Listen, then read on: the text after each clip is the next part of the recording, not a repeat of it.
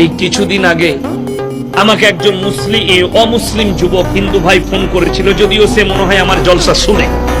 সে আমাকে বলছে আপনার কাছে কিছু জানার ছিল আমার। আমি বলো আমরা তো জানাবার লেগেই আছি। কি সম্পর্কে জানবে?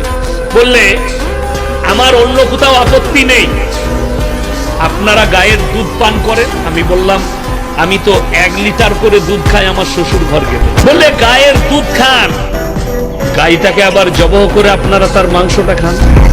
আমাকে কি যুক্তি দিচ্ছে জানি, আপনি মায়ের দুধ খেয়েছেন? আমি বললাম হ্যাঁ, ছোটবেলায় আফসোস খেয়েছি।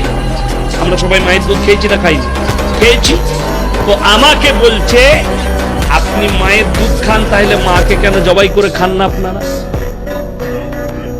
এমন যুক্তিটা ঠিকই আছে, কিন্তু আমার উত্তর নিতে পারবে না। বলে কেন?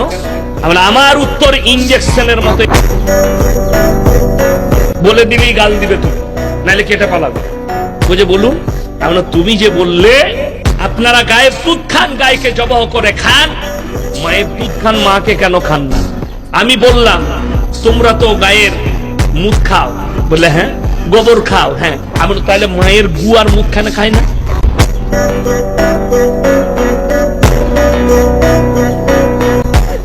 কথাটা বুঝতে পেরেছেন? তখন কিন্তু সে মা বোন তুলে গাল দিয়ে ফোন কেটে বেরিয়ে গেল।